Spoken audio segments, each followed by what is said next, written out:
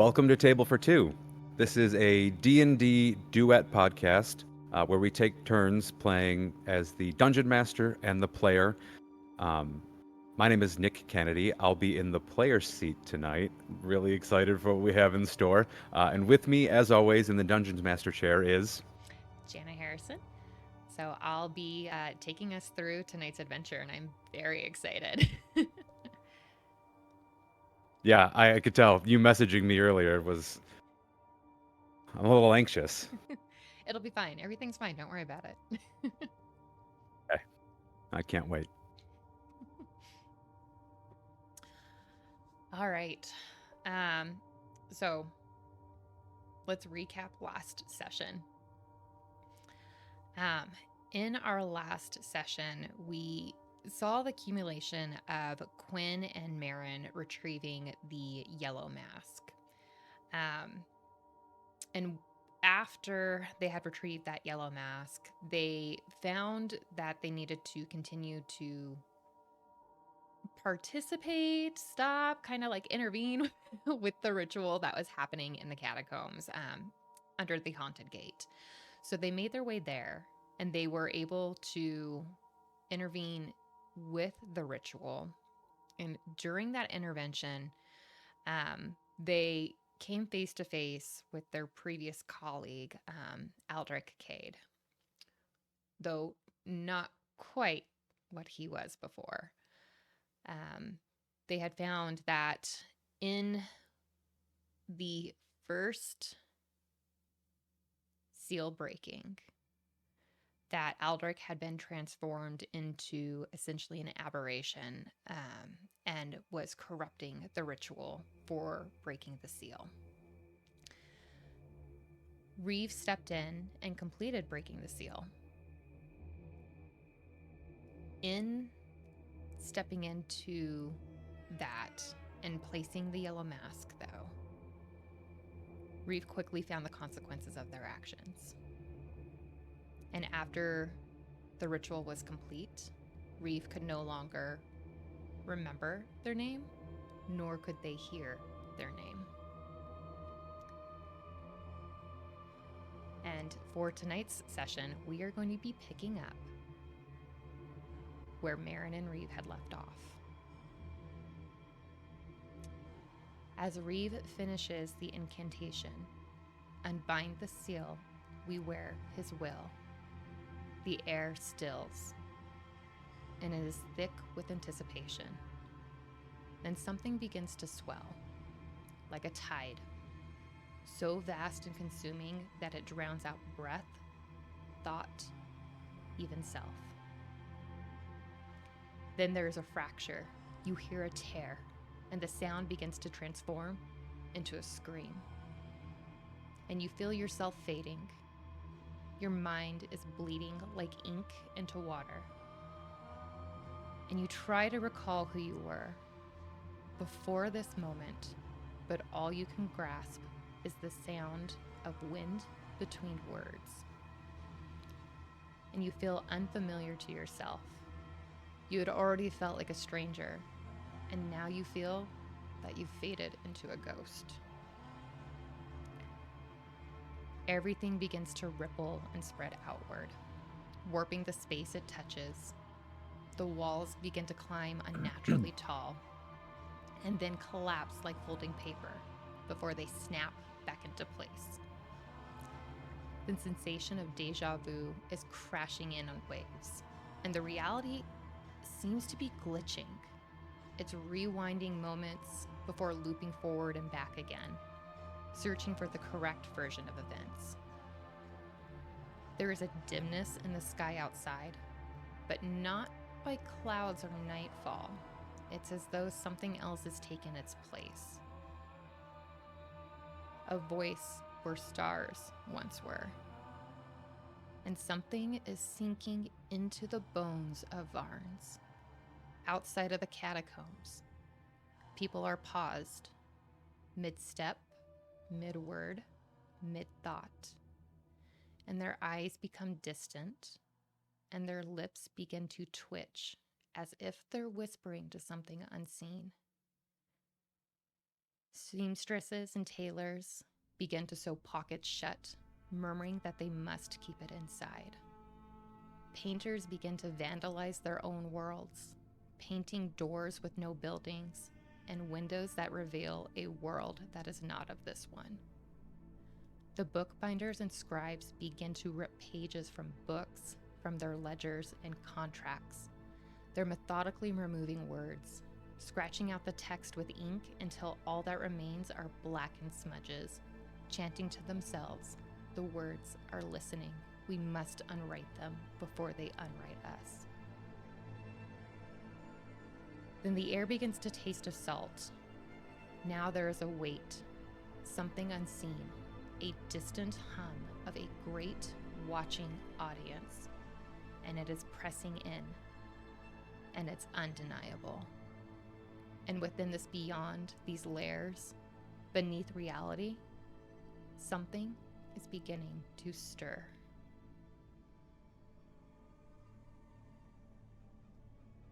Now Reve is standing in the wake of the second seal breaking, and the rush of magic is crackling in the air, but it feels calm, quiet, and you know there is a storm brewing.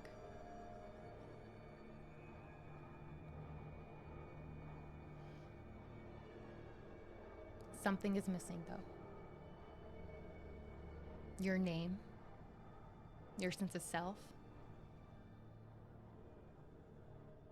You see someone watching you, searching for familiarity and a face that just won't sit still. Reve, as you're pulled out of the catacombs, you glance nearby, you see a puddle, but your face seems to be shifting. Is it you? Is it Quinn? Who is this stranger? You hear the echo in your mind. Who are you? Were you ever? And the familiar face continues to watch you. Do they recognize you? And do you trust them?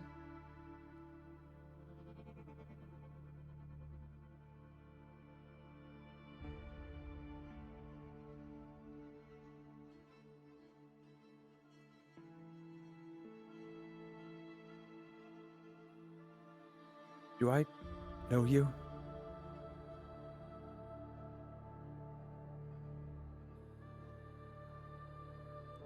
Don't you recognize me? We were just there. I'm sorry. What?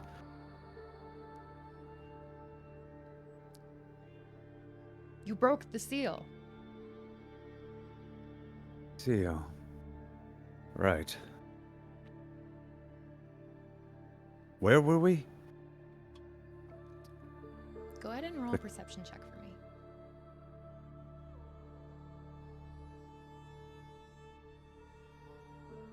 Eight.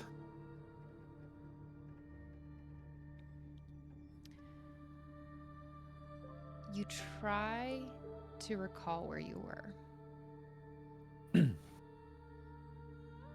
You find yourself distracted by the reflection, and it's staring back with unfathomable eyes. You see deep trenches and a mouth that is trying to speak but not moving. Then you hear a whisper slither into your mind. You were always mine. You seem to have forgot.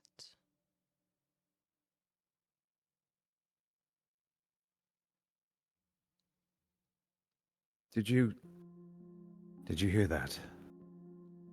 I say kind of like over my shoulder. I'm still fixated on my reflection in the puddle. What are you talking about? No, nothing. Who are you right Just now?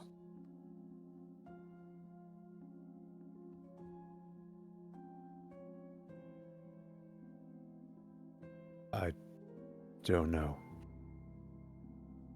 Who am I? Who is Quinn? Am I Quinn? Go ahead and roll an insight check for me.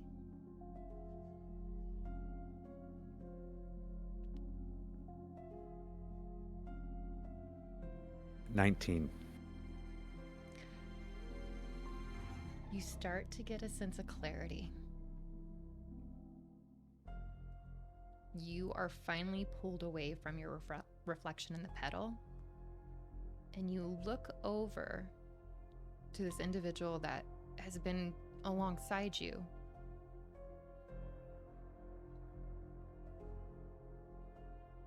Marin comes to you.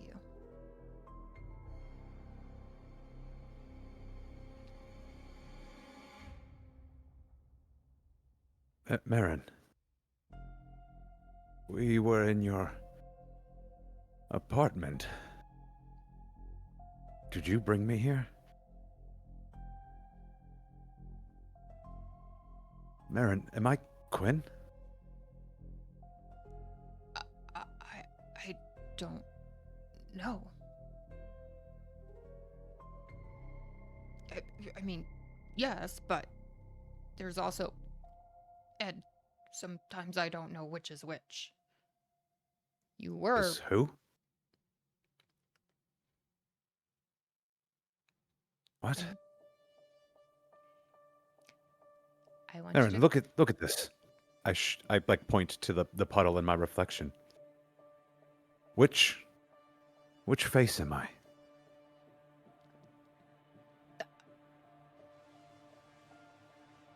Honestly, you're the same. Roll a wisdom saving throw for me.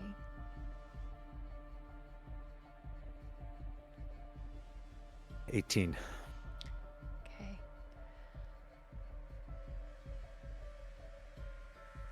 You are managing now to begin to push through the fog. While you can't recall your name,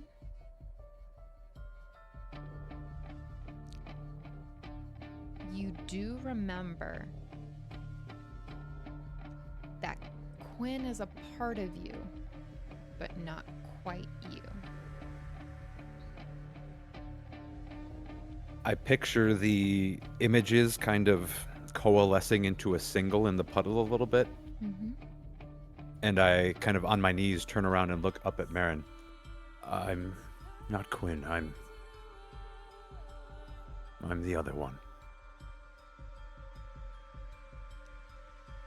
And Marin is clearly trying to tell you what your name is, but you're unable to hear it. Look, Marin, this is going to sound strange. I can't hear you say my name. I can't remember my name.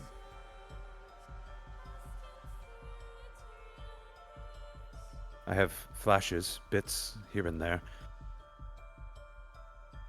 Some gnarly old woman tried to eat a part of me. I recall that. And then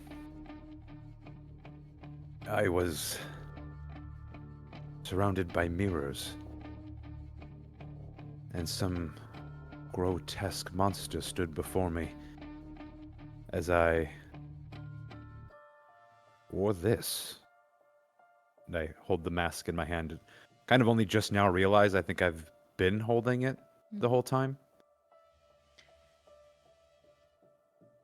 We found this under the well. Marin, what did I do with this? Well, you had put it on and recited a incantation into a mirror and fought the grotesque monster, which was really Eldrick Cade, which one of our colleagues you may not recall, because you're the other one and not Quinn.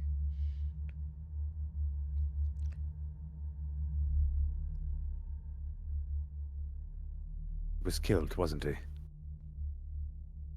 Yes.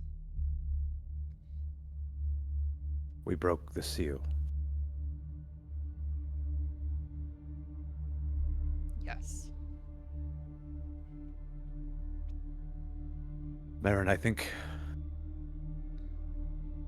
someone or something noticed that.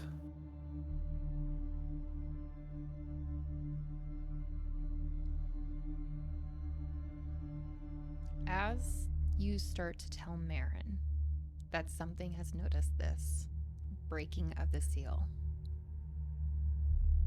you start to feel a familiar echo of that reverb that you had felt when you had broken the seal. You feel a sudden pull.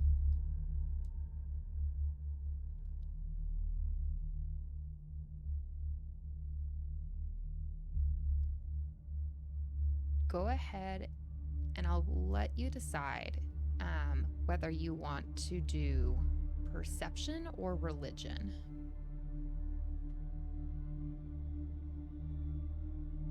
Okay, we're gonna go with religion. Dirty 20. Oh, fantastic. Okay.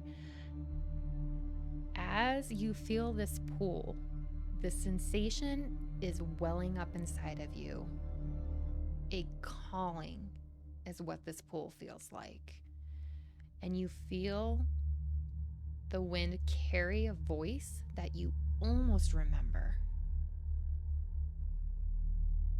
And you don't quite understand them,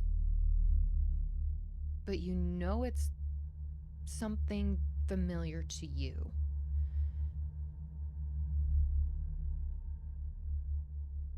It's almost like they're trying to direct you.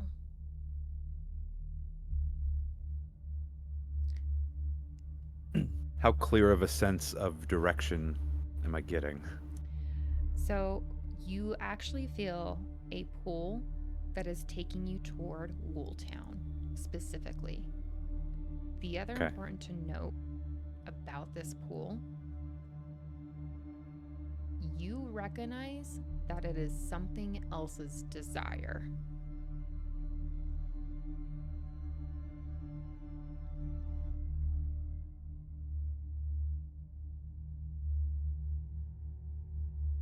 I'm gonna keep that to myself, but say to Marin, as I stand up and kind of dust myself off a little.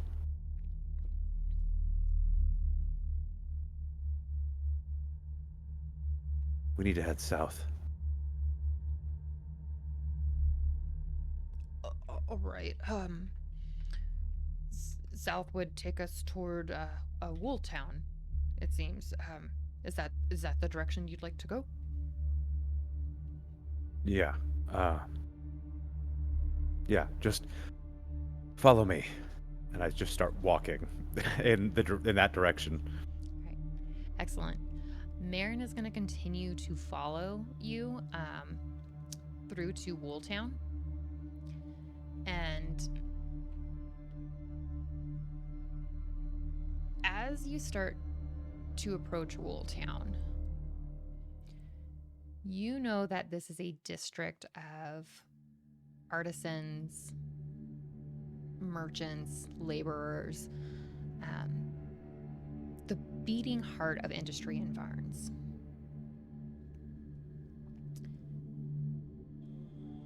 Though very practical, it is also an area that is very superstitious. As you enter Wooltown, you will notice that something feels very wrong.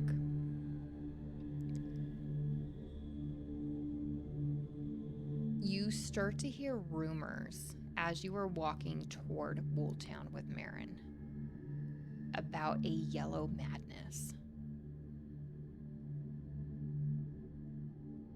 something has taken root in there. There are talks of the weavers hiding messages in their tapestries. There are talks of people whispering to unseen entities.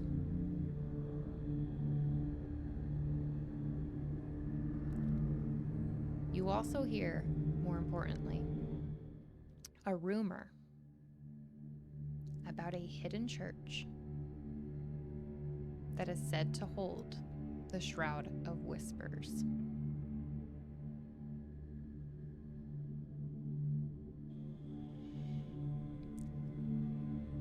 As you start to arrive into Wooltown, one of the first particularly odd things happening is that the streets don't look like normal streets. They are actually tangled, almost as if someone had taken a collection of thread and balled it up and tossed it out. So you see these streets weaving in and out of each other. Go ahead and either roll survival or investigation. Okay. I'm going to do investigation. That'll be 21. 21? Okay. So the memories that Quinn have seem to be leaking into you. And you are, even though these streets are warped, you are able to recall the particularities of where certain things are, and you're able to navigate these streets that are looping in on themselves.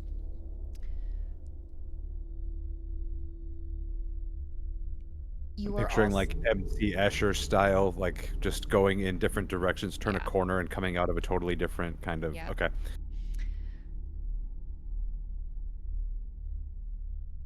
One of the things that you notice with your investigation is that you are following a trail of symbols, specifically a golden crook. So you are able to see that true path.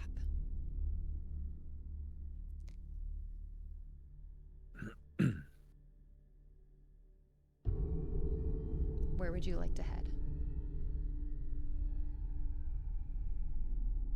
The internal pull is guiding me in the same direction as the symbols. Yes, it is. I'll keep following. Okay. A little more briskly, a little more like confidently. Mm-hmm. All right. As you are following this pool and these symbols, you come to the front of the Weavers Guild.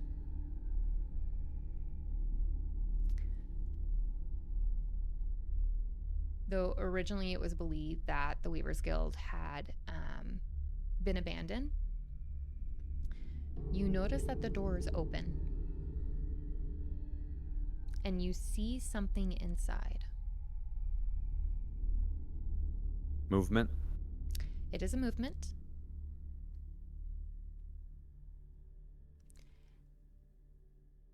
I want to get a closer look if I can.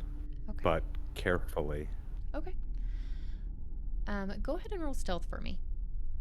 Okay.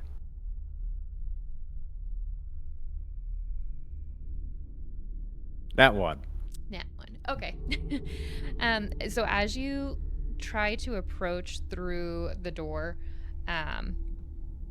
you and Marin both, probably from the exhaustion of completing the seal or breaking the seal of the ritual, you move into this and you start to pull the door out, and you hear Marin kind of fumble behind you, tripping, and then falls into you, and you end up falling through the door.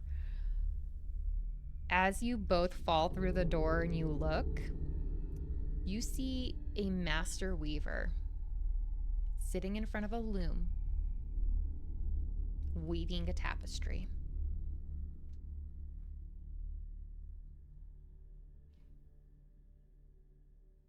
I'm going to, before we go any further, ask myself in a kind of very quiet whisper,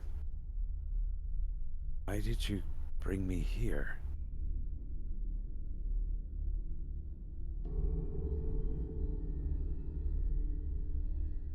You hear nothing in response.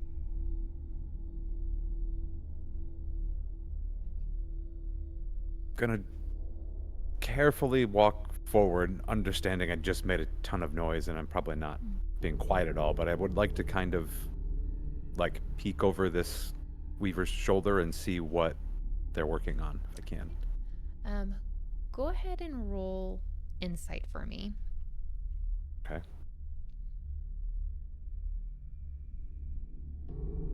11.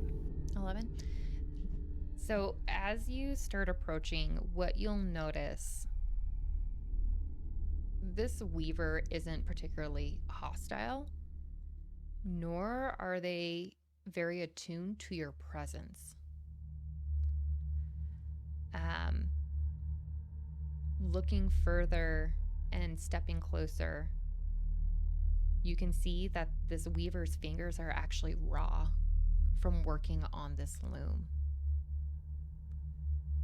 You see that they have been worn down, and the pads of his fingers are bleeding from the consistent work. You'll also notice that this weaver is quietly muttering to himself.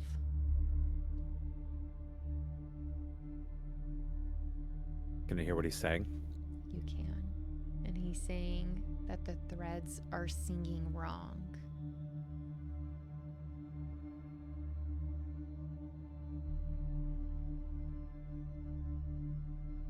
Is there any kind of like image in what he's weaving together? Go ahead and roll insight for me again.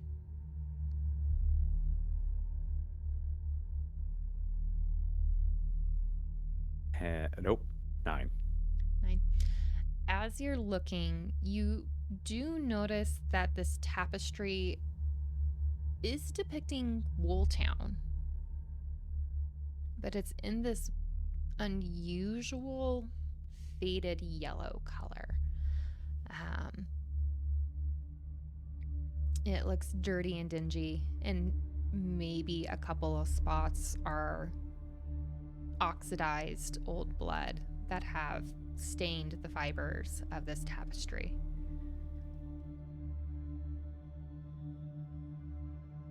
As you peer forward, the weaver sits up. He looks at you. And then he says, I can weave your shadow in before it slips out.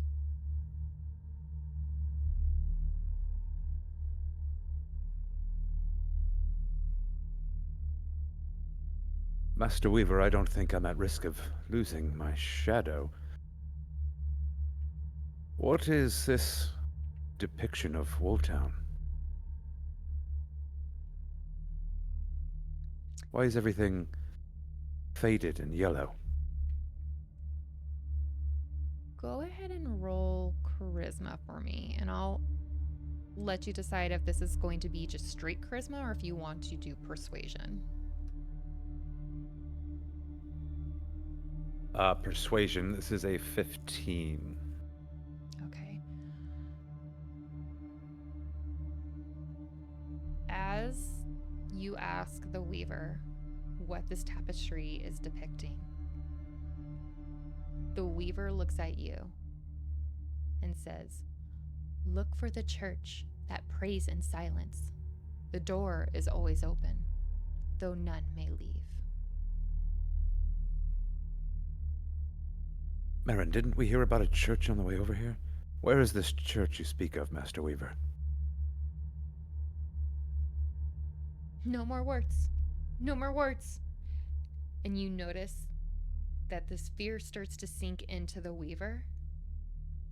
And he takes the thread from the loom that he was working on and starts weaving it into his own lips and stitching his lips shut.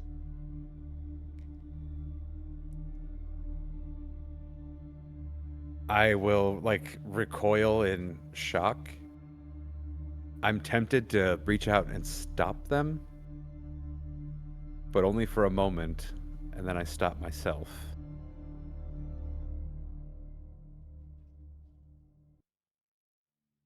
Do I have, a dagger on me? Yes, I'm gonna draw a dagger and just snip the bit of thread that he's weaving into his lips from the rest of the tapestry or whatever to avoid it being pulled apart.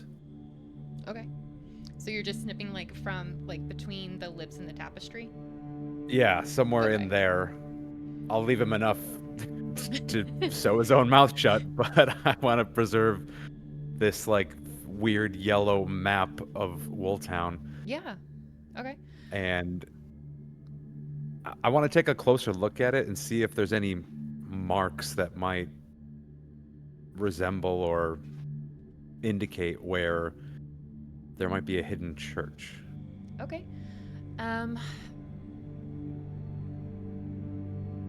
Go ahead.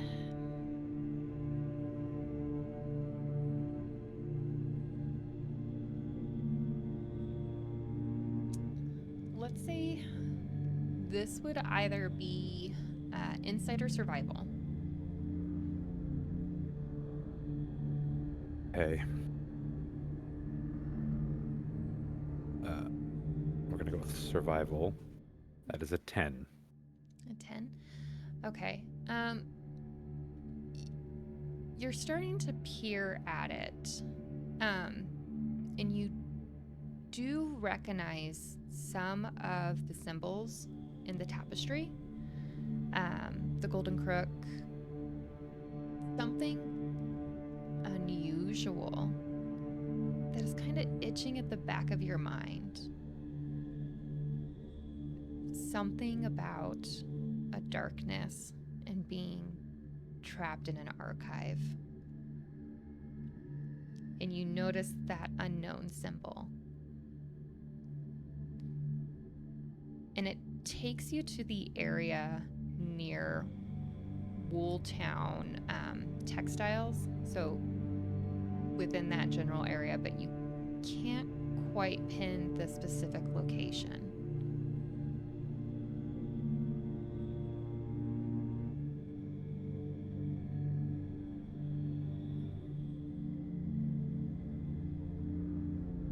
So, vaguely in the neighborhood of where we're at? Is that right? Yeah, it's vaguely in the neighborhood. So you're in the Weavers Guild. Wooltown Textiles is going to be where the Varnes family had originally established. It's been shut down for a number of years, similar to the Guild. This area of Wooltown has not necessarily fallen into disrepair, but it became unnecessary to use. Roll history for me.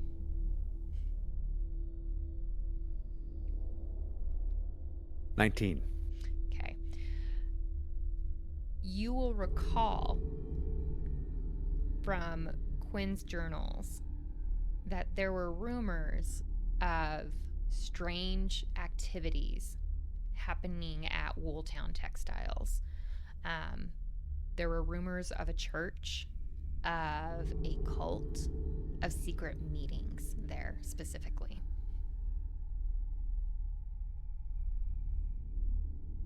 Am I confident that I could find my way there from here, despite the kind of disordered nature of the Wooltown district at the moment?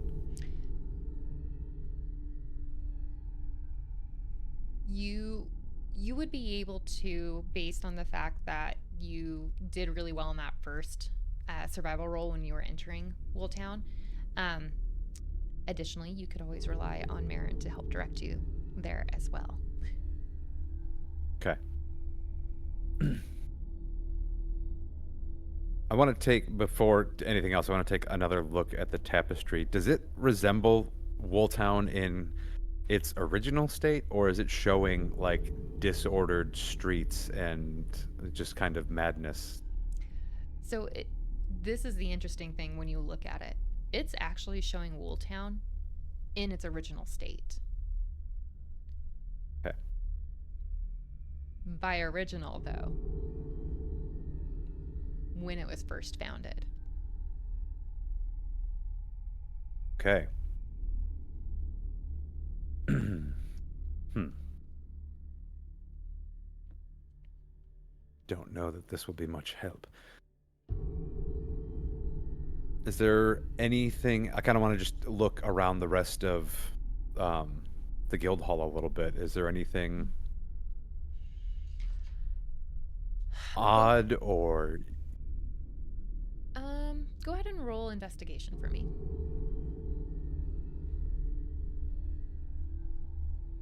like the Master Weaver was in this room alone, Right. correct? Okay, so Yeah. nobody else around, but I'm wondering if there's any other odd symbols or items Mm-hmm. that stand out. Uh, let's see, that was a 14. Wait, sorry, what am I rolling? Investigation? Yes. That is a 16. Okay.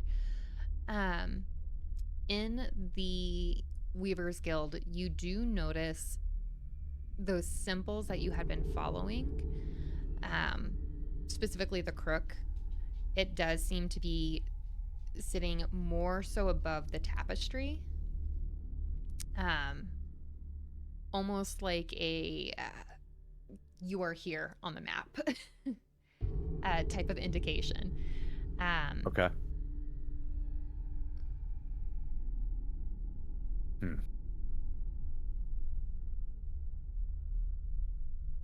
Marin, I think we'll need to look for more symbols out on the streets. We have to head towards the Wooltown Textile Company. yes, I do recall where it was before this madness seemed to overtake Wooltown. We can certainly make our way there, though. I think we'll be successful in finding it. Let's go cautiously. Yes, I do believe that would be the best way to proceed. And Marin's going to say your name, though you can't hear it. Are you okay? You're more not yourself. Before I answer Marin, I'm going to turn and look at the Master Weaver. I'm assuming he's like finished. Yeah, he's sewn his lips shut, and you see that he's still working on the tapestry, but you see tears silently coming down his face. So he kind of stopped paying attention to us and just returned to his work Yes. in a forced kind of way. Okay. I was going to ask him if he heard my name, but I know he wouldn't answer anyways, and he's probably not paying attention, so. Right. I guess, from Marin's perspective, I look over for a moment and then look back at Marin. It's coming back to me. Worry about yourself. Let's go. Okay. Um, as you two leave the Weavers Guild, I would like you to make another survival or investigation.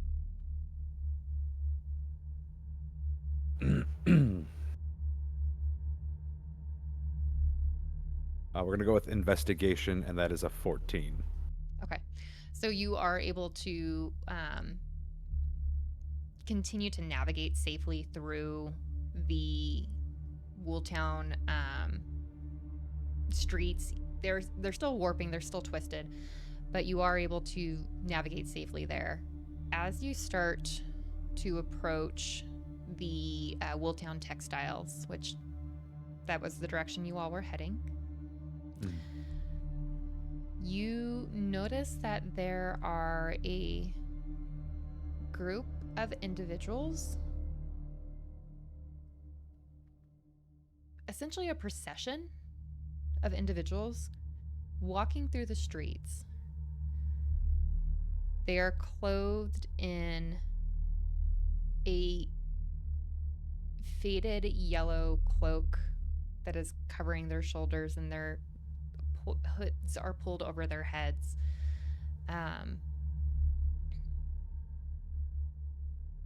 You may notice that their lips are moving, but no sound is coming from them.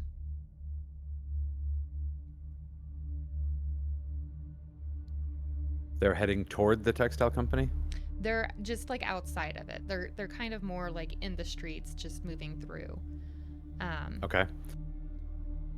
Are there any other people around, like, that notice them? When you start to look around to the other people, you'll notice that no one is quite themselves. They seem lost in this world that they are in. They are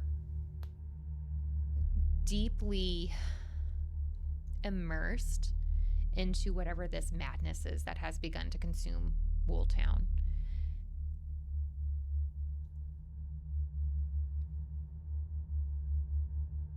I'm gonna look over at Marin momentarily.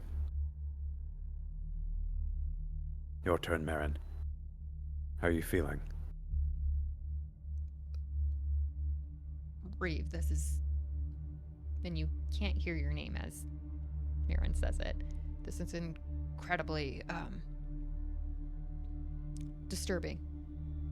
I don't ever believe I've seen a sickness affect such a mass population like this, and just this single area. This is odd, almost as something out of a nightmare or a dream. I'm gonna see if I can make sense of this. I'm going to put the mask on. Okay. And approach the procession of robed individuals. As you approach, they stop moving. And they're silent. And they're observing you.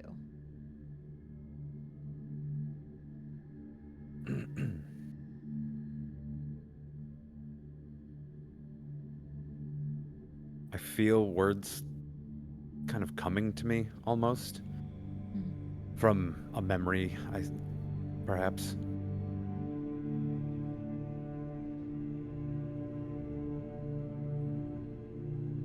I am his will.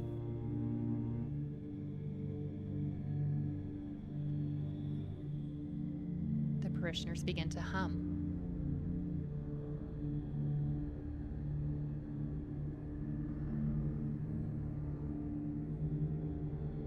And Kneel. go ahead and give me an intimidation.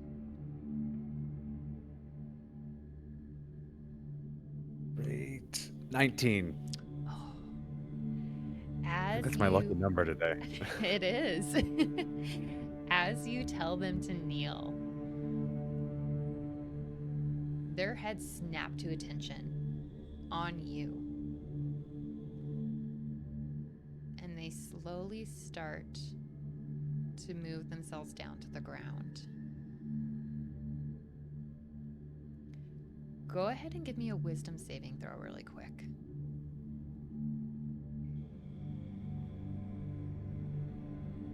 16. 16? Okay.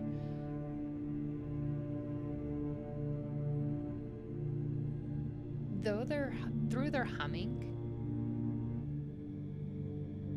the air starts to feel heavier around you.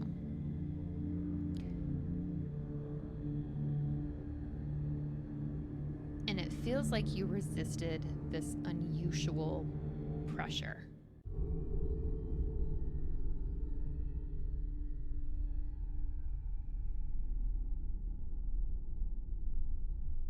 They still continue to hum, though they're directly in front of you, kneeling. I look back over my shoulder for a moment to see if Marin is reacted in any way to the humming. Marin appears to have resisted it as well. So as you look back, Marin's looking around going, what do we do? How can we... What do we do? I'll just turn back and face the people.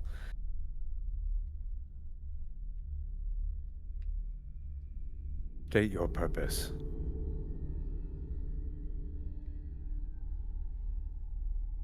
As you say that, go ahead and give me another intimidation roll.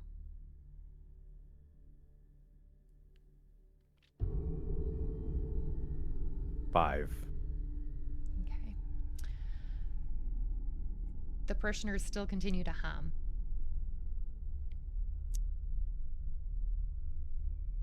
I need you to give me another wisdom saving throw.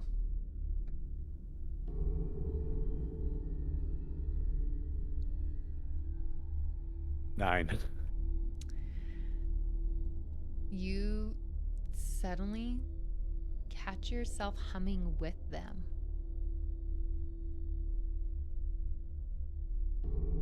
You start to see a little bit of a flicker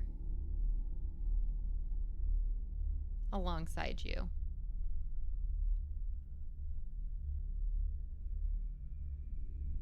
Like color in my vision, like just in the space around me, or it's like a little bit of like a flicker of vision. Like you see this like flicker of yellow, and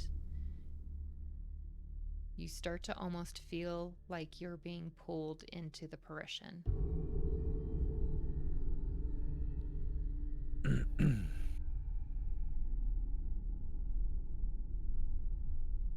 I want to try to reassert myself in front of these people. Okay.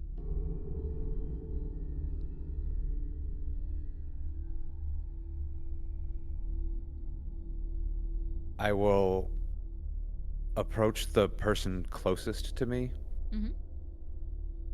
gently kind of tilt their face up to look directly at my masked face. Bow your heads.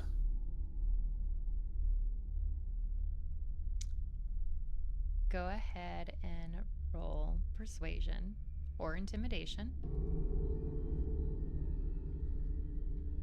They're the same, so we're going to go with intimidation. That'll be an 18.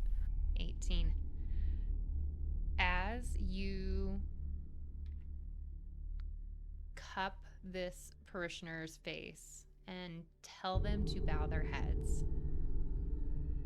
there is a flicker of cognition, and they no longer seem like they're part of this hive mind. They look up at you and they look around. How did I get here? And this parishioner begins to stand and pulls away from you. And as she pulls away from you, she bumps into the one behind her. And you'll notice that there is a sudden concentration breaking with each interaction with these parishioners.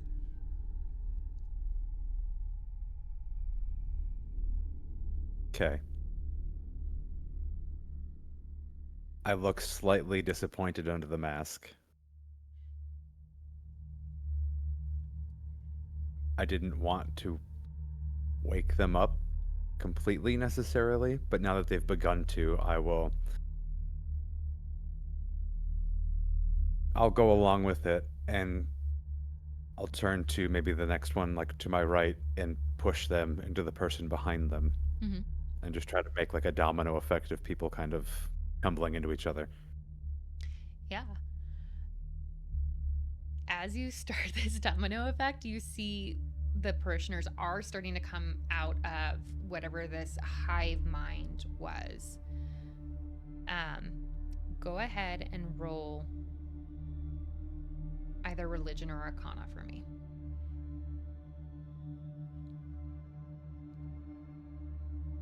I'm gonna go with religion, which is an 8. Which is an 8. Okay. Um, you start looking around um, to see if you can find any indications of this church. You notice that the parishioners are starting to disperse as they're becoming aware again. And they're not really sticking around either. They're trying to like get out of Wooltown, but you notice they're kind of looping in weird and coming back around corners that they had previously gone through.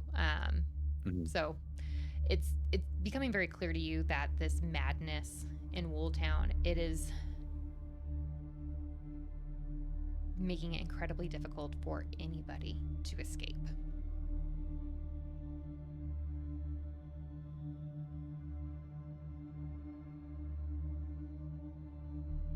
Before they all disperse, can I grab like the closest one to me? Go ahead and roll dexterity for me.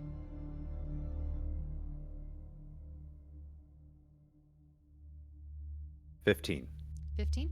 Yeah, you are able to grab one of the parishioners, and as you grab them, they look over at you, trying to figure out why you're grabbing them and who you are. Do you know who you are? And as you ask that, they're like, I I don't remember.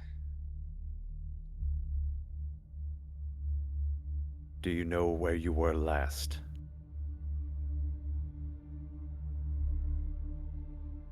And you see this parishioner is trying to remember who they were, where they were, even what they were doing before you had encountered them. And they begin to cry. I, I don't remember who I am. I.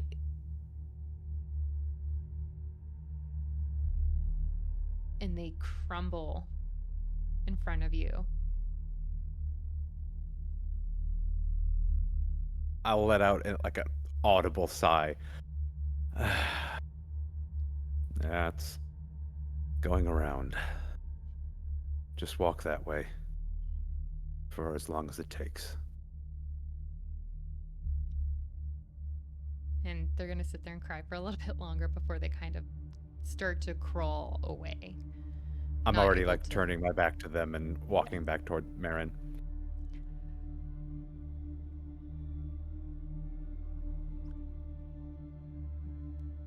Well, did you see anything? Did you see any more symbols? I take a look around. Do we see any more symbols? Go ahead and roll Arcana for me this time. Okay. Marin, I was a little distracted. I thought I was going to gather a flock of my own there for a moment.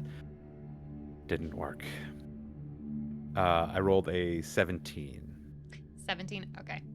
So as you look around, you do notice nestled in one of the alleyways next to the Old Town Textiles, there is a very unremarkable door. And this strange structure around it. It's ancient, but it seems untouched by time. You don't notice decay or weathering. And the stonework around it is blackened, but not from soot or age.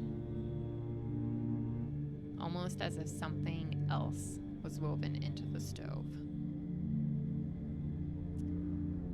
And you look up and you notice above there is a bell tower rising above the rooftops.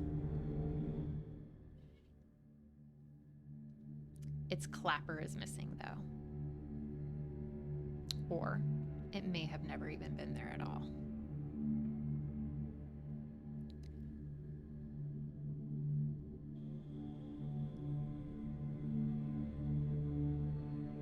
You notice the threshold of the door. It's marked by a faint yellow sigil, the crook, and it seems to shift when it is not directly observed.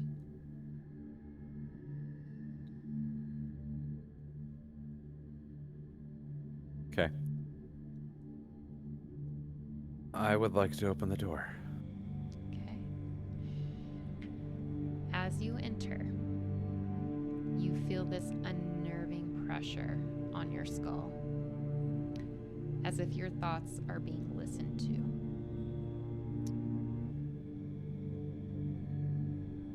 If you were to try to speak in this hall, you would not hear an echo. Your thoughts are being absorbed.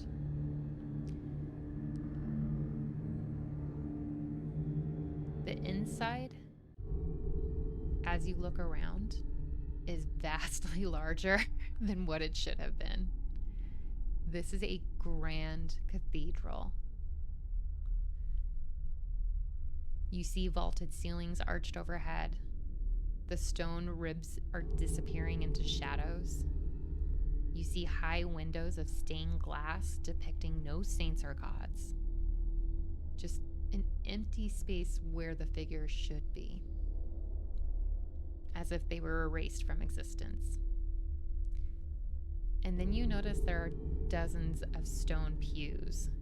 They're all sitting in perfect rows, but none of them are facing in the same direction.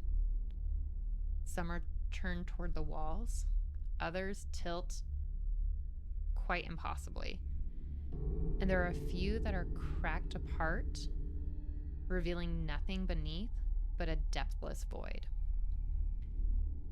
And in the pews, there are hooded figures standing motionless, their faces veiled in yellow silk. And the pews and the hooded figures surround a large central altar of smooth black stone. And that altar dominates the space that it is in. It's carved in with unknowable glyphs, and it's causing you discomfort when you stare at it too long. And then you see it. On the altar, there is a shroud. Long, tattered, a mantle of faded yellow silk. And it seems to absorb any possibility of light, and it is shifting in an unseen wind. You'll also notice that it is being worn by an unmoving figure, and their face is obscured, and their hands are clasped together in a silent prayer. And we're going to take a quick break. Okay. So when we left off on break, we had finally entered the church, the hidden church of the Silent Choir.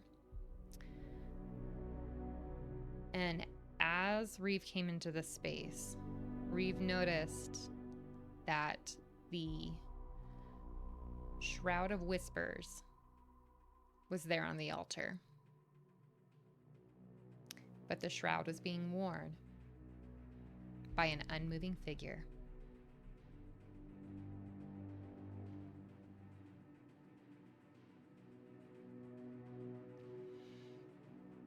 This figure standing, kneeling? They're kneeling on the altar. Okay. And there are hooded figures in the pews all around as well, correct? Mm-hmm. Yes. You'll notice that these hooded figures, they are not speaking, but they are humming, similar to what you had heard from the parishioners. Okay.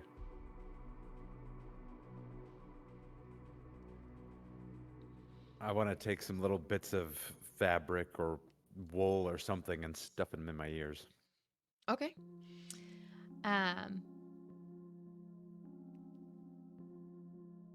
As you stuff the fabric or wool into your ears, the humming is muffled now. You still can tell that there is something happening around you, but it is not as intrusive. I'm going to motion to Marin to do the same. And as you do, Marin's gonna pull out some stuff and put them in his ears.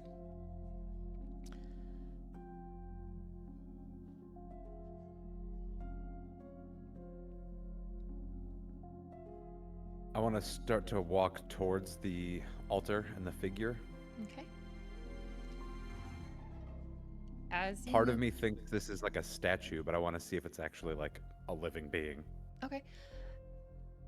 As you move toward the altar, the other thing that you're going to notice is there is a stone lectern that is sitting before the altar. And on that lectern, there is going to be a tome lying open. But the pages are blank when you look at it. Is there anything on the cover or the binding, like the spine? You wouldn't be able to see it because it's open, so you just see the blank pages. So you wouldn't necessarily see the spine of it. You might be able to see like the edges of the tome itself. And it appears to be in this very unusual, like dank yellow leather material. It looks sickly.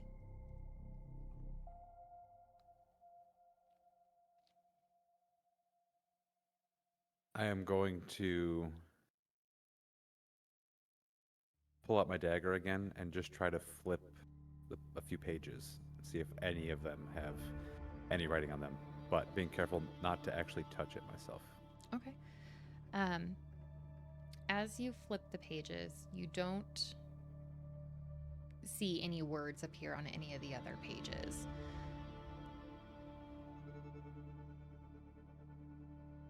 Can I close the book? Are you closing it with your hand or with the dagger? My hand. Okay. As you reach out and touch the book with your hand, go ahead and roll.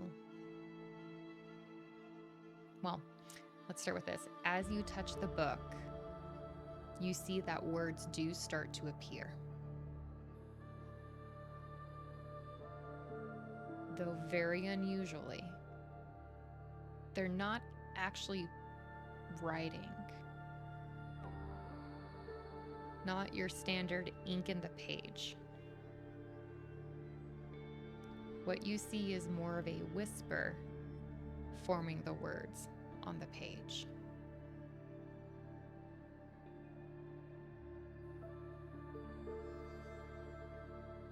Okay, is it forming anything I recognize? Go ahead and roll Arcana for me. Okay. That one. As you look, the words begin to tangle. They're slipping through. And you are going to go ahead and take 10 points of psychic damage. Shit. And you will have disadvantage on your next check.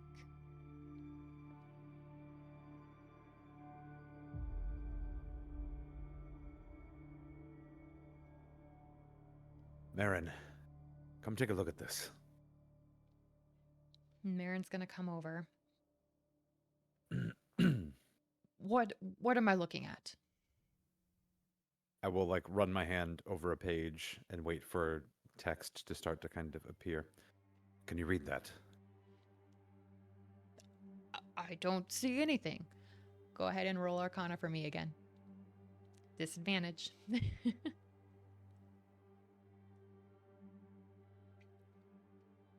Or that is a 16. Oh, with disadvantage? Yeah. Awesome, actually. As you do this again, the words do start to form for you now. And it starts revealing the first word. This is a syllable that shouldn't exist. You'll notice that the choir hum also starts to shift. Is it approval? Anticipation? The air is growing a little bit thinner. You don't feel that heavy pressure. And in front of you, the words, "In stillness, we hear the name unspoken. In silence, we welcome the one forgotten. Let the veil slip and the shroud fall."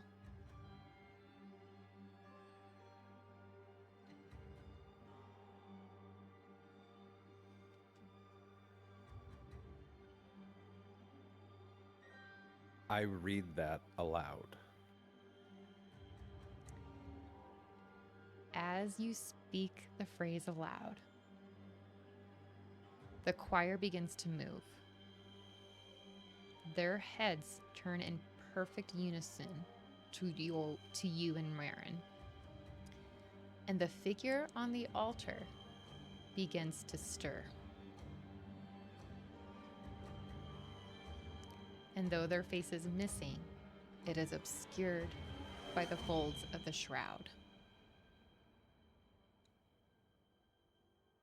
The choir begins to step forward, moving as one, and their hum building into a vibration. Go ahead and give me a wisdom saving throw.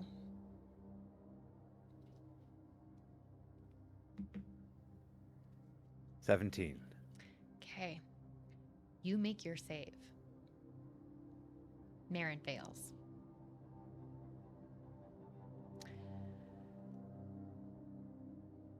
You notice next to you, Marin drops to their knees, clutching their head. They are overwhelmed by something, a sensation. They are letting out a silent scream. There's no noise coming from them. You notice that the hum begins to dim, and you are able to step toward the altar.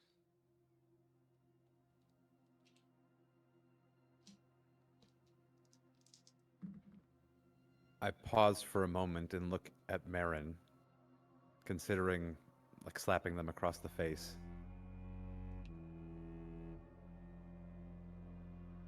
Then I turn back to the altar and conjure my trident. Okay. and walk towards the figure. As you begin to approach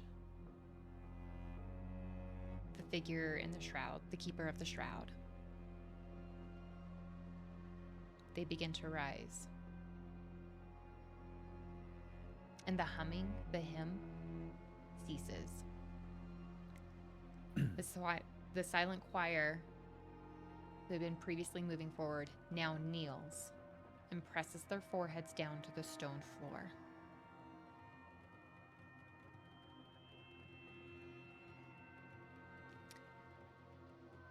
The shroud keeper before you, they raise their hand and they motion for you to kneel.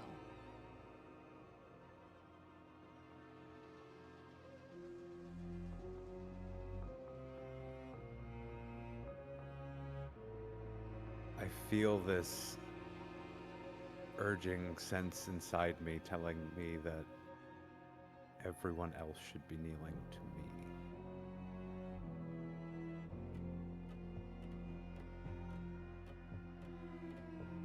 So I shake my head no. You wear my shroud. Go ahead and roll for initiative.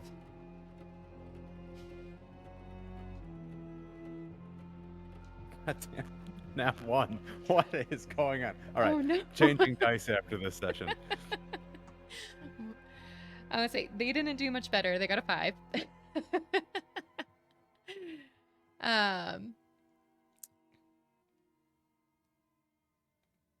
All right. But let's go ahead and begin our encounter. So the Shroud Keeper is going to go first.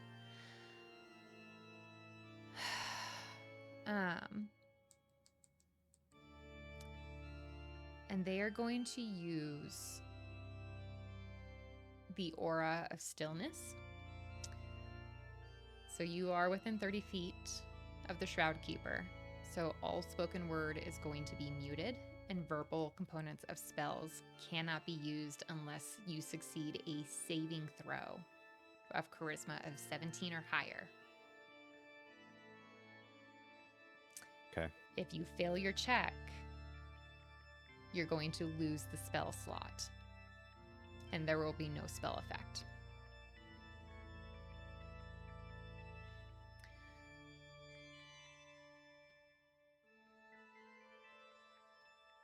All right.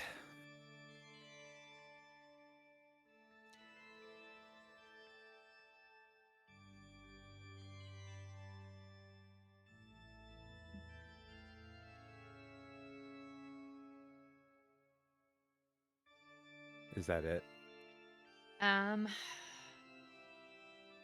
Yes. Because Marin can't do anything this turn. They're temporarily incapacitated. So. Okay. I assume I'm within 5-10 feet of the keeper? Yeah. We're almost face to face. I was like walking right up to them. Okay. Yep.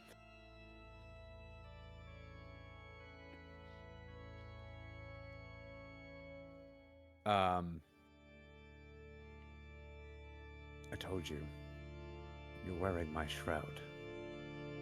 If you won't give it to me, I'm going to have to take it. I'd rather not get your blood all over it.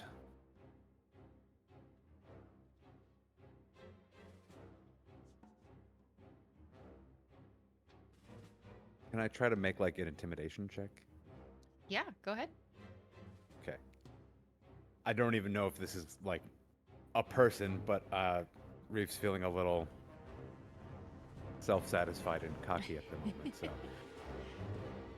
However, my intimidation roll was a 4, so. Okay. So, yeah, it's definitely not going to do anything. Okay. Is there anything else you'd like to try? Is that going to take my action, or? No, that's a free action. So you're just trying to intimidate him. So seeing that it has zero effect on this being, whatever they are. All right, well, guess we'll do this the messy way. I'm going to attack them with the trident and cast Green Flame Blade at the same time, which does not require a verbal component, just a somatic and material component. Perfect. So lunging it forward, double hand with the trident, trying to add Green Flame Blade onto it. Okay. Fuck, this die is fucking me now. I got a 12 for my attack roll. Yeah, that's not gonna hit. I'm sorry. Damn. So as you go in to attack the Shroud Keeper, you swing or plunge forward with the trident. But whatever you try to do, the Shroud Keeper is able to step aside, and it seems like they are unfazed by your attempt to impale them.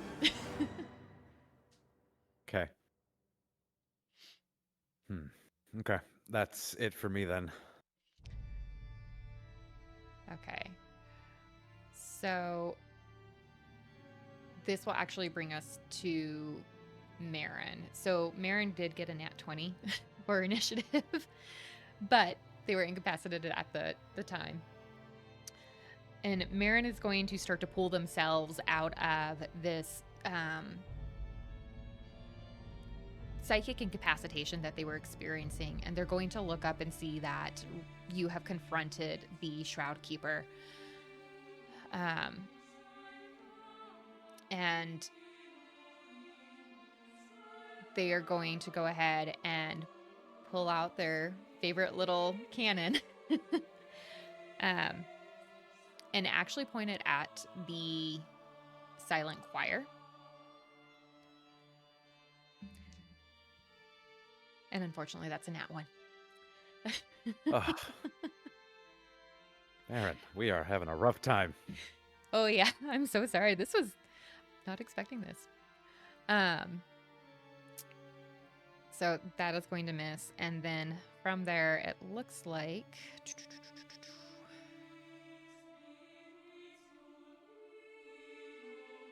Yeah, that's going to be all that Marin can do right now, it looks like.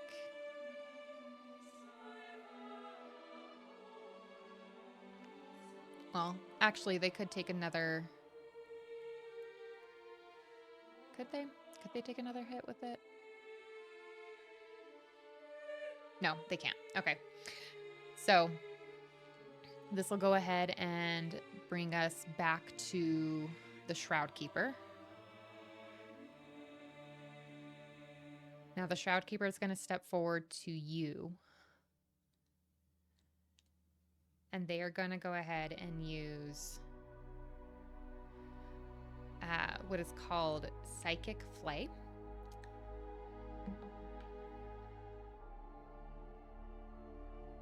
And that's a 27 to hit. God. Yeah. That hits all right. All right.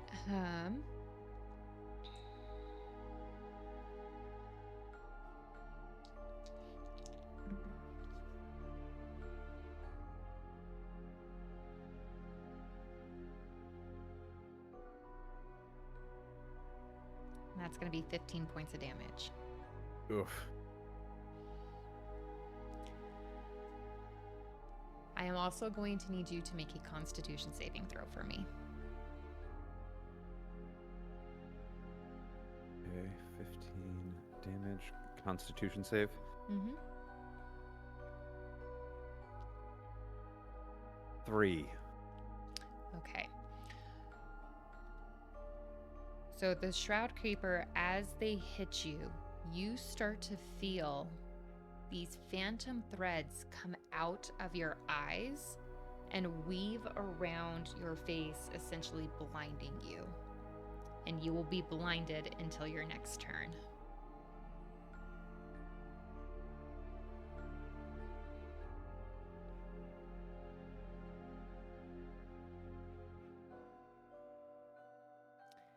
And that should be it for the Shroud Keeper.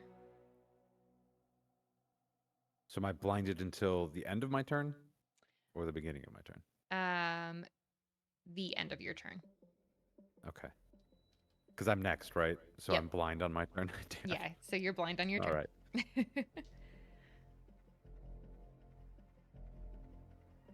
Can I still attack? Like, would I just have disadvantage on Yeah, an you would attack just roll? have disadvantage Okay. on your attack roll. You're close enough that it's not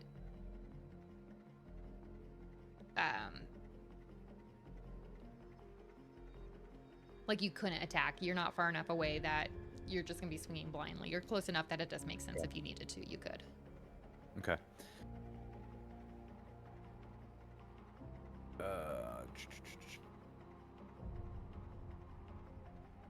See here. Okay. I'm gonna do the same thing again. Well, let's see.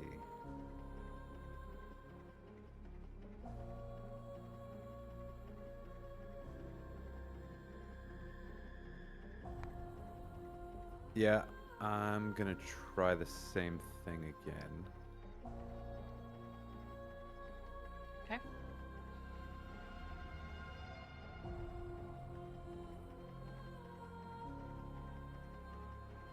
Or do no. Wait, what do I have left for spell slots? Okay. I'm not gonna do that. I am going to try to cast Hunger of Hadar. Ooh, okay. Are there verbal components to it? Yes. So I need to make what save? Charisma check. Charisma check. Okay. Yeah, I read it wrong. I realized the first time through. So it's actually charisma check.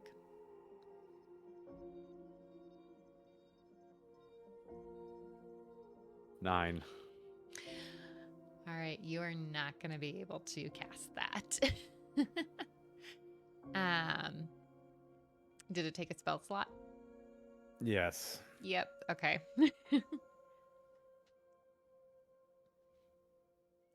Okay. It's my action. I hesitate to use a bonus action for a spell.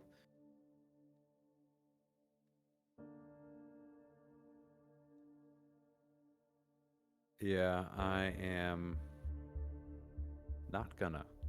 I guess that's it for me. Okay. So this is going to bring us back to the top of the round, which is going to be Marin. So Marin is going to see this image of these threads coming out of your eyes and wrapping around your face and blinding you. And as they look over and they see that, they're going to go, oh shit, and aim their cannon over at the Shroud Keeper.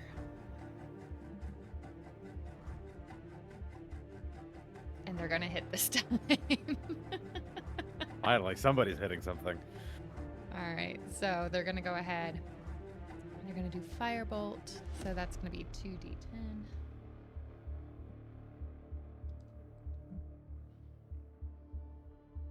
All right.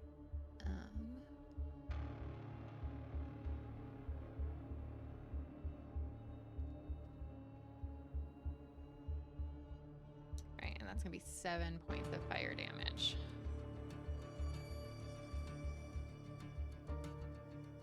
Okay.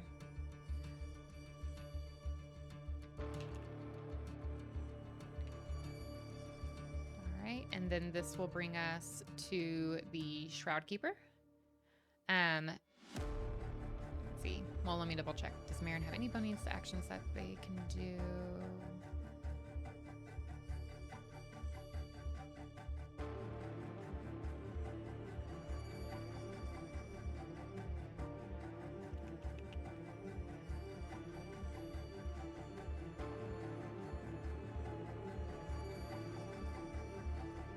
Okay, actually, there is the bonus action Protector. So they are going to go ahead and turn to you, and and they're going to use the protector elder cannon on you. All right, and this is going to give you 7 temporary hit points. Sweet. I needed that. Okay.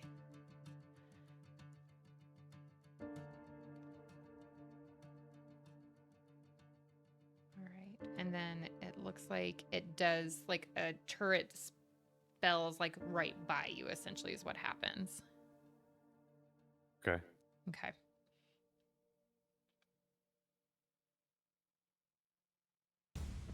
All right, cool. So then now that is going to take us back to our Shroud Keeper. And after being hit by Marin with the Scorching Ray, they are going to turn toward them and they're going to use Threads of the Forgotten on Marin. And Marin made their save. So had to save on a DC 17 and they rolled a 19. So Marin is able to push out this confusion that they feel trying to creep into their head, and this will now bring us over to you, Reve. I can see again, correct? Yeah, you can see again. Okay.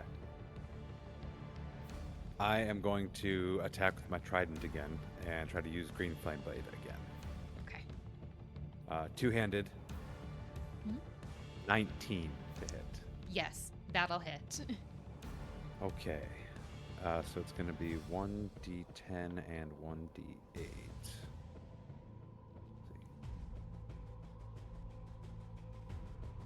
So 5 piercing damage and 7 fire damage. Okay.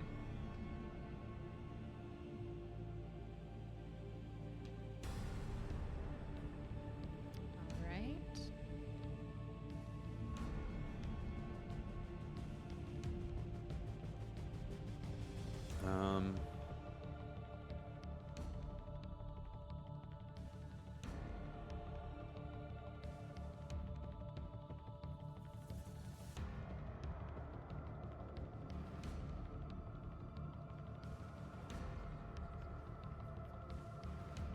I would also like to see here. Yeah, I'm gonna.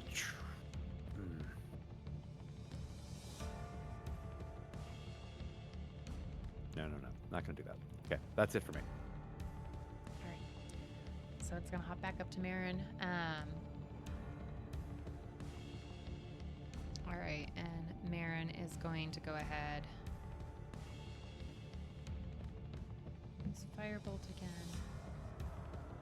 Okay, this is Marin's dice. Because that is going to go ahead and hit. Let's see, and that's another 2d10. 11. Okay, so that's 11 points of fire damage.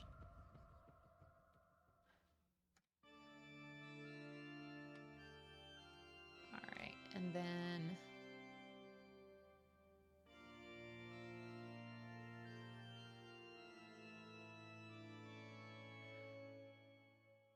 Right.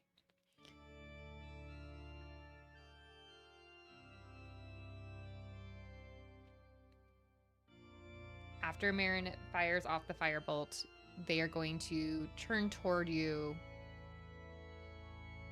How are you doing? What is this? I have no idea what this is.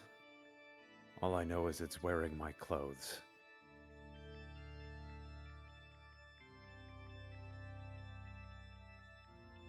Yeah, and I just turn back to face it. All right. And this will bring us to the Shroud Keeper. And they're going to use another Psychic Flay. And this one is going to be an 18 to hit. That'll hit. Okay.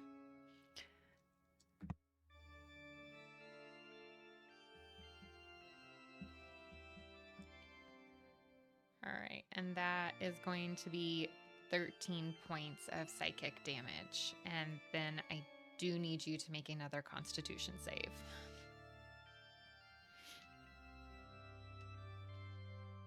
Okay, con save.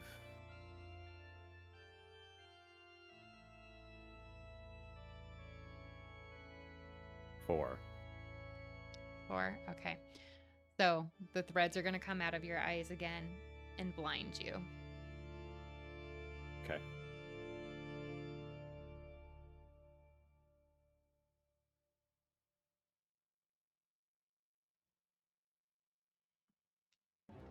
And then that'll be it for the Shroud Keeper. Okay. I want to try Dissonant Whispers. Okay.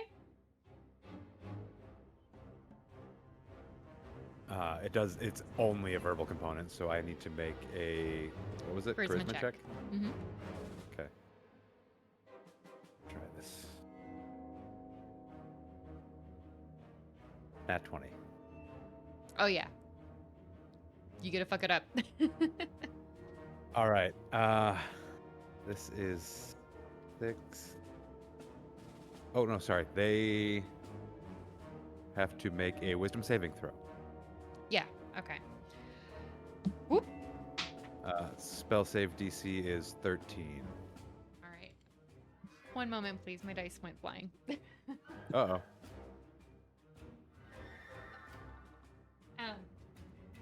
Oh, but I am going to take it because it landed flat and it was a 6, so they do not make their save. Oh, hell yeah. Okay. I needed that. Okay.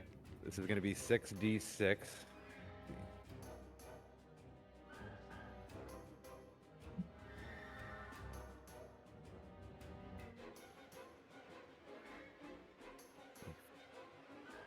That'll be 25 psychic damage. Ooh, And okay. then it must immediately use its reaction, if available, to move as far away from me as it can. Okay. How much psychic damage was it again? 25. 25? Okay. As you hit it with the psychic damage, you notice it's not quite as effective as you would have wanted, but it does move away from you. The Shroud Keeper essentially bolts back over the altar to the other side of it, away from you. Okay.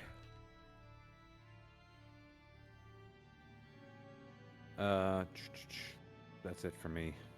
Okay. And this will take us to Marin. That was a great shot. Do more of that. And From over here, it looked like it didn't do much, but if you say so. Let's see here. So, okay. They're actually going to go up to you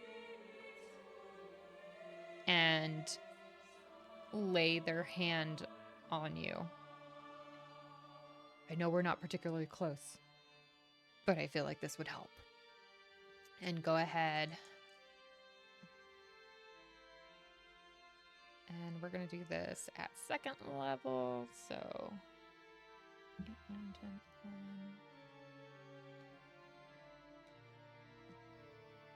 12, 13, 14, 15, 19, 20, 21 points of damage. Or points of healing, not damage. Wow. Damn, 21? Marin. Yeah. I cast it at a 2nd level. Wow. You know what, Marin? I don't care what Quinn says. You're all right. What does Quinn say? And we're going to come back to the Shroud Keeper. After the Shroud Keeper had moved away from you, and it was 25 feet away. Okay. Right? That's what you had said? No, it's 25 damage. It uses its reaction to move as far as possible, so I don't know what its Okay, yeah. movement is, but So then, good news, you are no longer in the aura of stillness.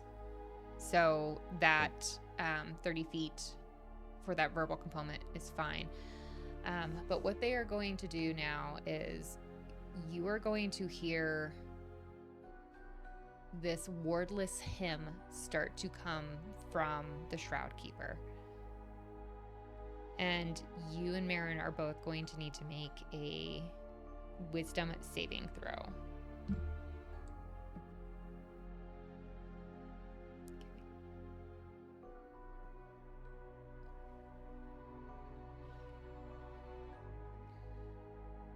15.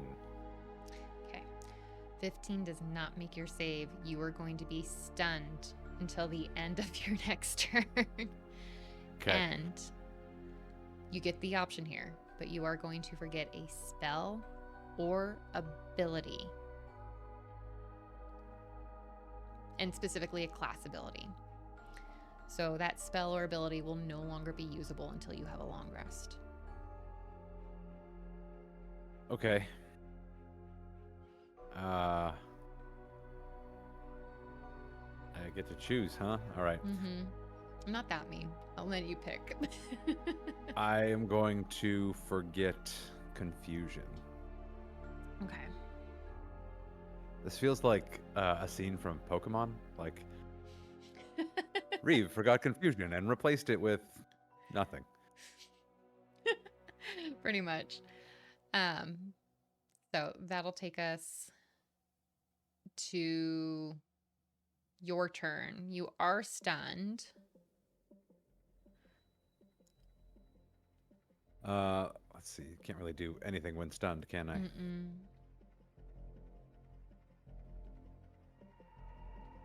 Yeah. Incapacitated. Automatically fail strength and saving, or strength and dex throws. Any attack rolls against you have advantage. Okay.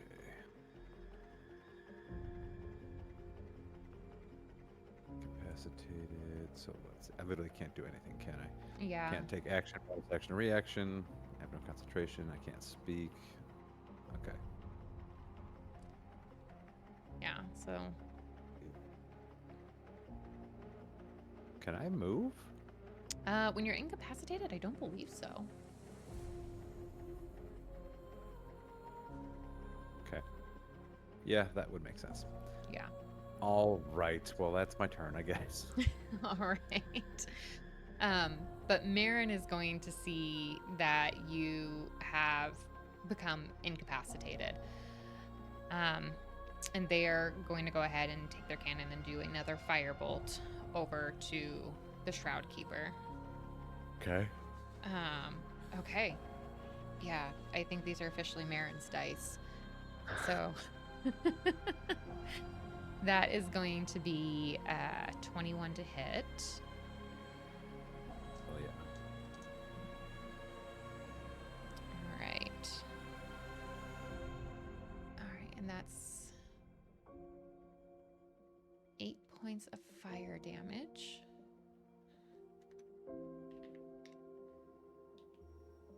And then Marin's going to look over at you. Snap out of it. We have a job to do. You started this fight. We need to finish it. And Does then we're my going vision start to open back up again? Okay. and then this is going to take us over to the Shroud Keeper. So they are going to move up. And now you both will be back in the aura of stillness. So again, all spoken word is going to be muted. Verbal components of spells can't be used unless you make that DC 17. And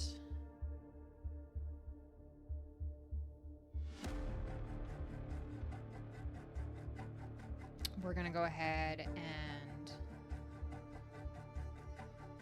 you suddenly hear this crescendo coming from the Shroud Keeper. I'm going to need you to make a saving throw for charisma.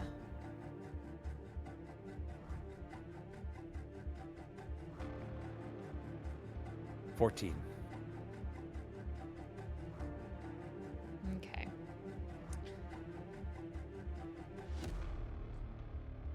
$14 is not going to make it.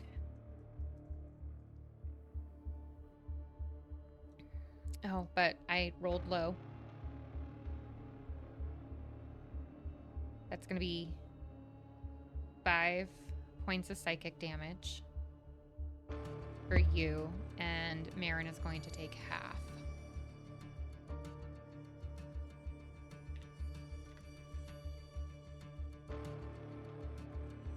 Okay.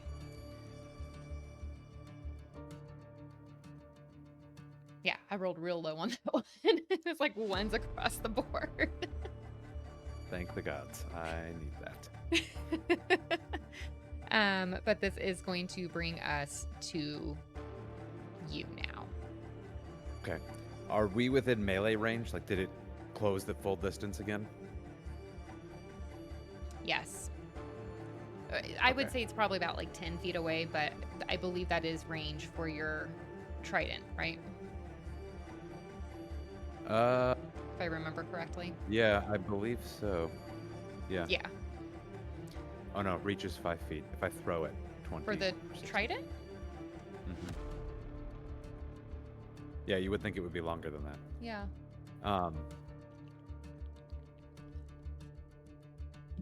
I mean, but they're not far. They're 10 feet away. Okay.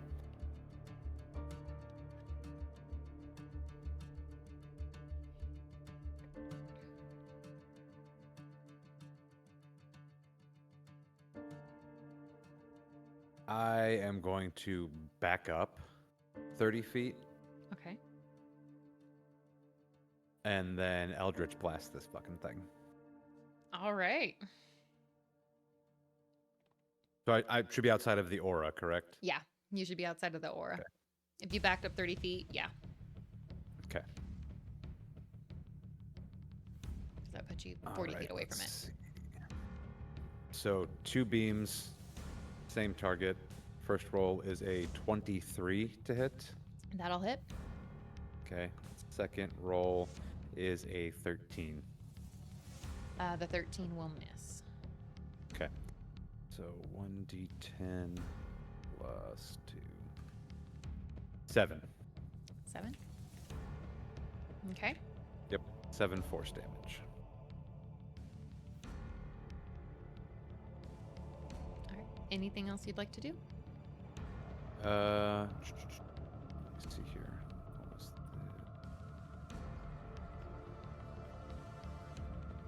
wait 1 second.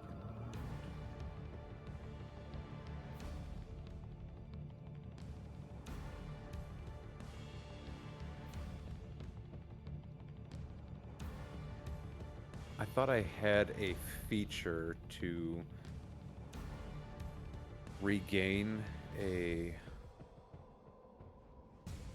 Oh, it takes a minute. Damn. Okay, never mind. I was looking at my esoteric right. It's a 1 minute long act to get 1 hacked spell slot back, so that's not going to work. That's going to be it for me then. Okay. So this is going to pop us back up to Marin. Let's see here. And Marin's going to actually take a cue from you, seeing you leave the move back. Marin's going to oh, and run back with you. And then they're going to fire off their firebolt again.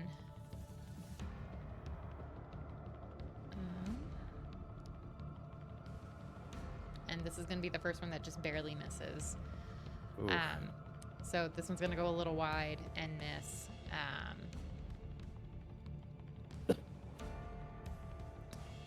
And then this will take us back to the Shroud Keeper.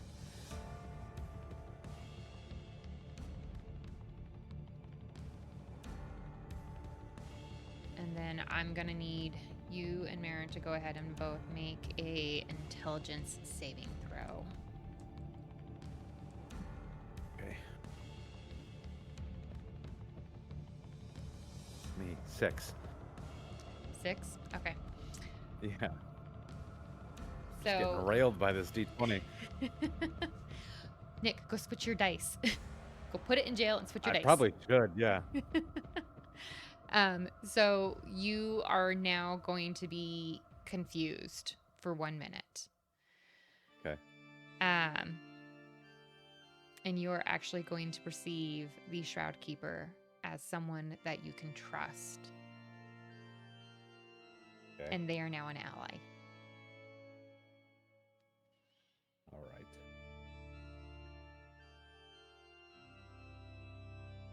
And this is going to bring us to you now.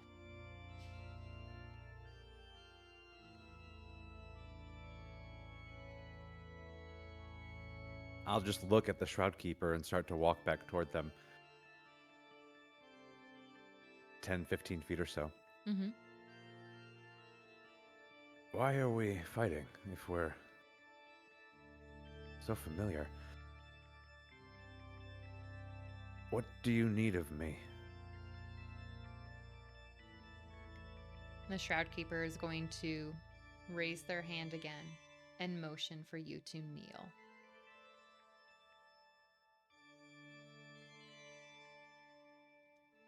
I will start to kneel. Yeah, I'll kneel. All right. Marin sees you begin to kneel in front of the Shroud Keeper and is going to call out, "What are you doing? Resist this! This isn't who you are!" And they are going to fire off another bolt. Okay, this one is going to hit this time.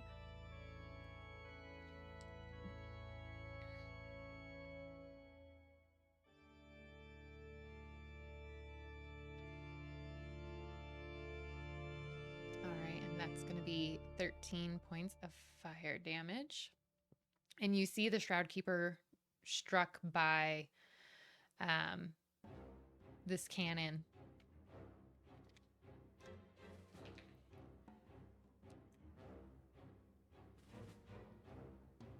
And they're going to look to you, this veil covering their face, and as they look towards you, they see that you are beginning to kneel. And they're going to reach out and place their hand on your head.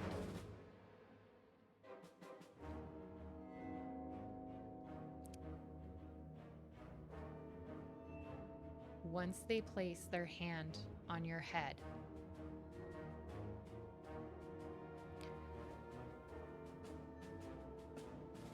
you begin to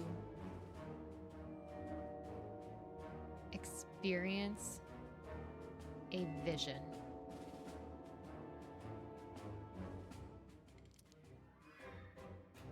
Your body begins to tremble underneath their hand. You feel your vision fracturing. You're seeing glimpses of impossible different futures.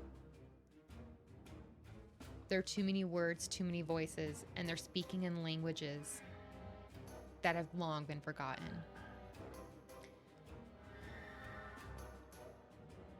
And you begin to fall into darkness.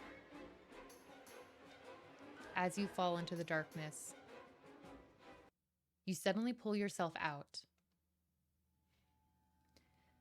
You find yourself pulling yourself up along the edge.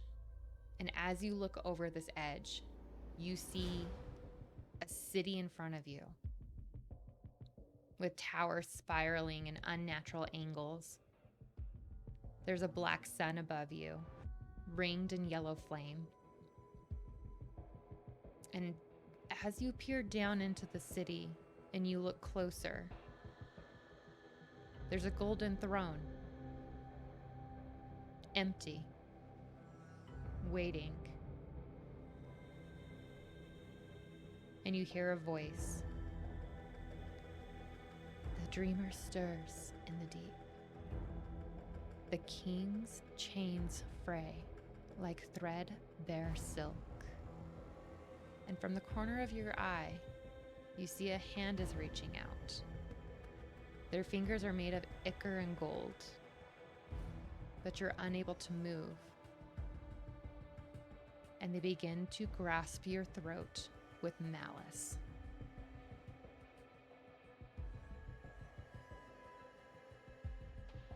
The shift is sudden.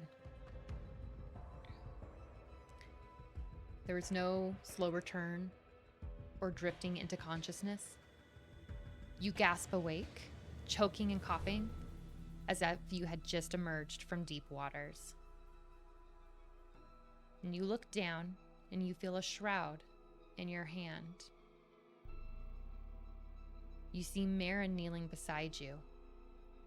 Concern is etched into those features, and he begins to help you to sit up. And you look around. You see the silent choir kneels. They're unmoving.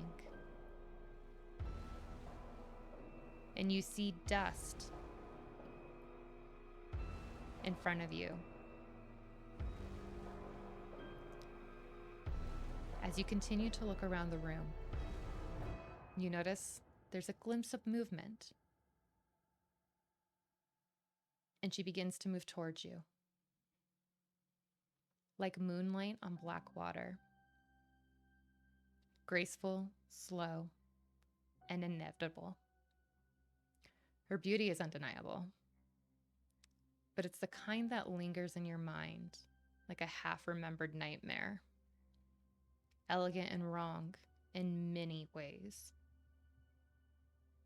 Her skin is porcelain pale, but the shadows that touch her seem to deepen unnaturally, as though afraid to leave. Her lips are the color of bruised violets, and her hair is a dark cascade that ripples without wind. Her eyes, however, are the most unsettling. They're not human, and at a glance they appear golden, but when you look directly, they flicker with unnatural hues. A sickly yellow, an oil, slick, abyssal black, and sometimes for the briefest moment, they seem like voids, as though something watches from within rather than from behind. The scent of old paper and storm-churned sea lingers on her skin, and she does not blink, she does not breathe. And she kneels before you, gently cupping your face in her hand, and raises your gaze to meet hers. The first seal was a sigh, the second, a scream, and the third, silence. Yet, there's still another breath to draw, isn't there? And as she speaks, her words penetrate directly into your soul. A voice that does not stir the air, but resonates within your bones. And her shifting eyes stare into yours, and she tilts her head and studies you, as though she can see someone else beneath your skin. I wondered which of you would return. Hello, Quinn. And we'll end there for tonight.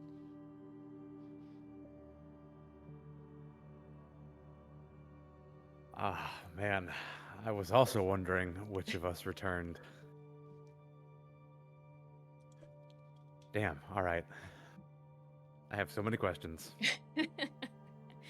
And we might answer them if you stay tuned for Behind the Veil. Well, thank you for a wonderfully eerie session. That was fun. Thank you for joining me on the deeply spooky journey that we are going down. And I guess thank you to all of you out there watching and following the story along with us. Stay tuned. There's a lot more weird stuff to come. All right. So we'll see you when we're someone else. See you when we're someone else.